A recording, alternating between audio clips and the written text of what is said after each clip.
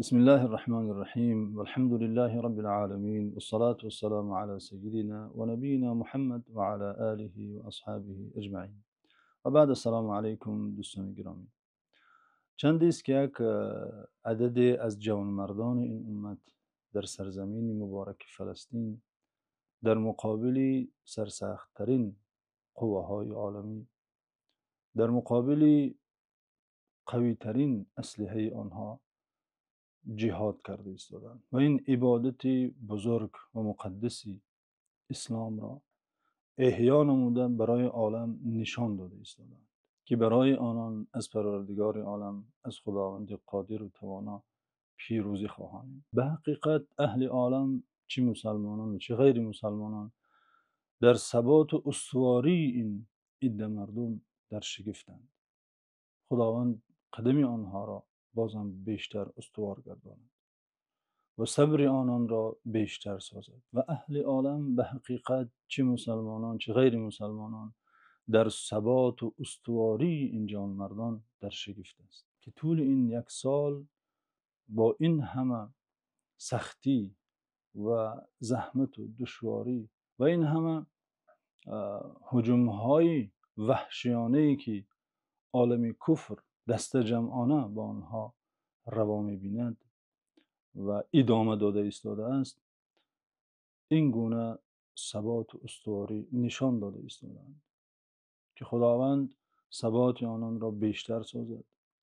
خداوند این صبر آنان را، این تحمل آنها را سبب پیروزی و نصرت آنان گرداند. البته صبر و استواری آنان در میدان جهاد با دشمن سر و اسراری دارد که یکی از اسرار آن این است که آنها در جهاد با نفس خود، اولا پیش از جهاد با دشمن، در میدان جهاد با نفس خود کامیاب شده بودند و این قانون الهی است که هر کی در میدان جهاد با نفس خود پیروز گردد، در میدان جهاد با دشمن پیروز می گردد و عکس این گفتن صحیح است.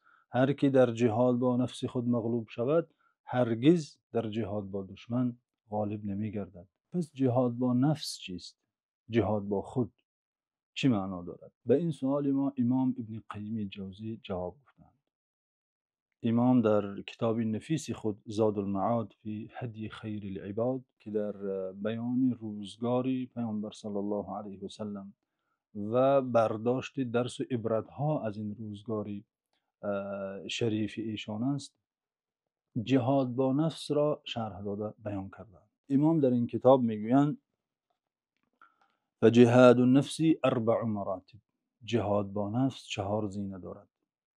إحداها أن يجاهدها على تعلم الهدى ودين الحق الذي لا فلاح لها ولا سعادة في معاشها ومعادها إلا به ومتى فاتها علمه شقيت في الدارين. امام میگوید اولین زینه جهاد با خود، جهاد با نفس، این آموختن راه هدایت است، آموختن دین حق است. دین حقیقی سعادت نفس در دنیا و در آخرت وابسته این است. هر که این دین را آموخت، شناخت، اهل سعادت می‌گردد و هر که از این دین غافل شد، دور شد، بیگانه شد، در دنیا و در آخرت شقاوتمند و بدبخت است. پس اولین زینه جهاد با نفس، امام ابن قیم میگوید تعلم الهدى و دین الحق، آموختن دین حق، آموختن احکام شریعت، آموختن وحی الهی که خداوند در آخرین رسالتش برای بندگانش چی فرموده، این را آموختن. اولین زینه جهاد با نفس است. الثانیه ان یجاهدها علی العمل به بعد علمه والا فمجرد العلم بلا عمل ان لم يضرها لم ينفعها. پس از زینه یکم را طی نمودن، درجه یکم را نائل گشتن در میدان جهاد با نفس که گفتیم حاصل نمودن معرفت دینی است. به عباره دیگر حاصل نمودن معرفت اسلامی از احکام دین، از حلال و حرام، از اعتقاد صحیح. بعد این عمل نمودن به این آموخته ها، به این دانش ها، زیرا مجرد دانستن سودی ندارد بلکه زیان دارد، حجت علیه صاحبش میگردد. پس زینه دومی جهاد با نفس این است که انسان با آنچه در زینه اول می آموزد، آنچه را از معرفت‌های اسلامی و شرعی از خود می کند، زینه دوم این است که به آن عمل نماید، آن را عملی سازد، تطبیق نماید. الثالثه ان یجاهدها علی الدعوة الیه. حالا هم این شخص با طی نمودن این زینه در جهاد با نفس خود پیروز نگشته. گمان ننماییم که دین اسلام چنین است که انسان حق را داند و به آن عمل کند و به تعبیر جانش خلاص شود. نه، این هنوز دو زینه جهاد با نفس را طی نموده، هنوز دو زینه رسیدن به سعادت را نائل گشته. زینه سوم اینجاست. الثالثه ان یجاهدها علی الدعوة الیه و تعلیمه من لا یعلمهم.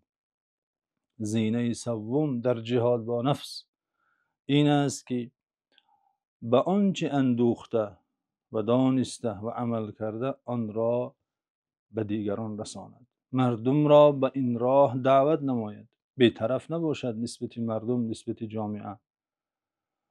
آنچه رسیده به او یا آنچه او به دست آورده از آن معارف، از آن معرفت ها، از آن دانش ها، آن را باید میان مردم پهن سازد. امانت است که آن را باید به دیگران رساند. پیامبر صلی الله علیه و سلم در بیان این زینه جهاد با نفس میگوید بلغوا عنی ولو آیه. خداوند عزوجل در قرآن میگوید کنتم خیر امة اخرجت للناس تأمرون بالمعروف و تنهون عن المنکر. و دیگر آیات ها و احادیثی که به این زینه مسلمانان را امر مینماید که این وظیفه تنها خطبا و علما نیست، وظیفه هر فرد مسلمان است که آنچه میشنود، آنچه میداند، آن را به دیگران رساند. آنگونه که علامه اقبال در این مورد میگوید جلوه در تاریکی ایام کن، آنچه بر تو کامل آمد عام کن، ترسم از شرمی تو چون روز شمار، پرسدت آن آب و روی روزگار، حرف حق از حضرت ما برده ای، پس چرا بر دیگران نسپرده ای. وقتا از علم هدایت، از علم اسلام، از علم شریعت، از این بزرگترین دانش در هستی کس با خبر می شود، آن را می باید به دیگران نیز رساند، از باب محبت مردم، از باب خیرخواهی نسبت اهل جامعه باید به آنها سخن حق را، نور هدایت را، نور قرآن را برساند، زندگی آنان را نیز روشن سازد. پس زینه سوم در جهاد با نفس این دعوت به سوی آن علم و معرفت است که کس حاصل می نماید. الرابعه ان یجاهدها علی الصبر علی مشاق الدعوة الى الله و اذى الخلق و يتحمل ذلك كله لله تعالی.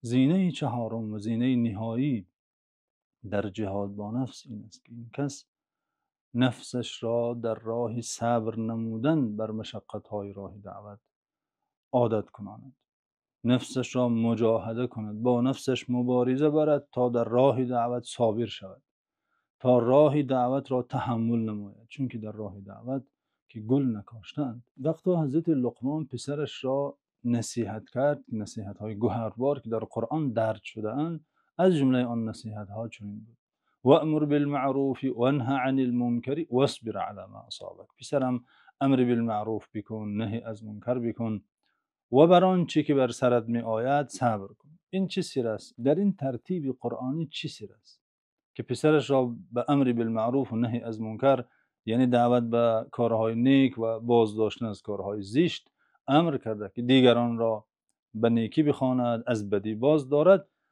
بعدش به واسطه به پسرش میگوید واصبر علی ما اصابک، و آنچه که به سرت می آید صبور باش. زیرا راه دعوت راه انبیاست، راه اولوالعزم است، راه اصلاحگران استوار و مجاهدان بر حق است.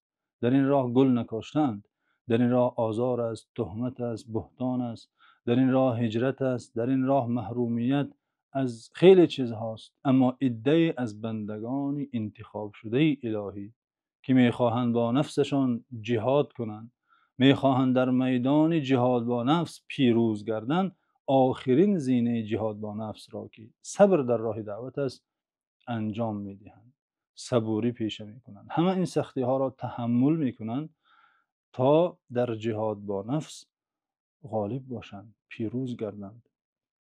امام ابن قیم در ادامه میگوید قاعده شریف و زیبایی را برای ما میدهد. فاذا استکمل هذه المراتب الاربع صار من الربانیین.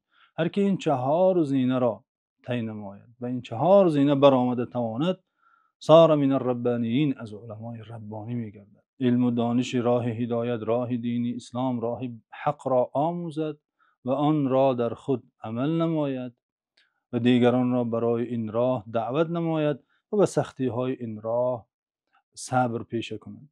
صار من الربانيين فإن السلف مجمعون على أن العالم لا يستحق أن يسمى ربانيا حتى يعرف الحق ويعمل به ويعلمه.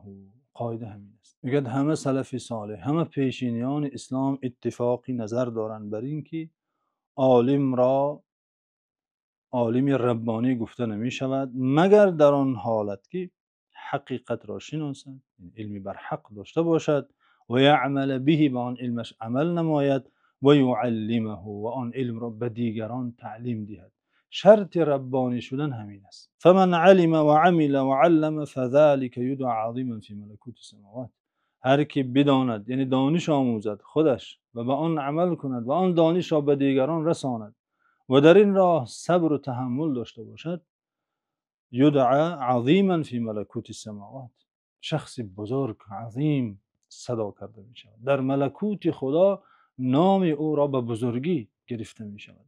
پس آن استواری را که در برادران و خواهران خود در سرزمین فلسطین در میدان جهاد می بینیم، علل خصوص در شهر غزه، و آن پیروزی را که حقیقتا پیروزی هم اگر نامیده شود صحیح است در مقابل دشمن، بلکه در مقابل دشمن ها، چون که دشمن آنها یک نیست بلکه همه قوه کفر علیه آنها جمع شده.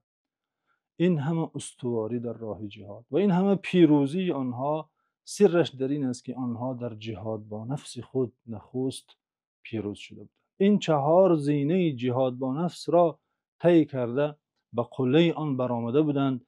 امروز در جهاد با دشمن دارند پیروز میشوند. استواری نشان داده ایستادند که این در خودش علاکه پیروزی است. یک سال در مقابل سرسخت‌ترین قوه‌های جهانی داشت کردن، این خود پیروزی است. پس هر کی خواهد در نبرد با دشمن پیروز گردد، باید در نبرد با نفس خود نخست پی پیروزی باشد. در نبرد با خود باید کامیاب گردد که چهار زینه دارد و امام ابن قیم آن را برای ما شرح و توضیح کرد. در حفظ و امان خداوند باشد.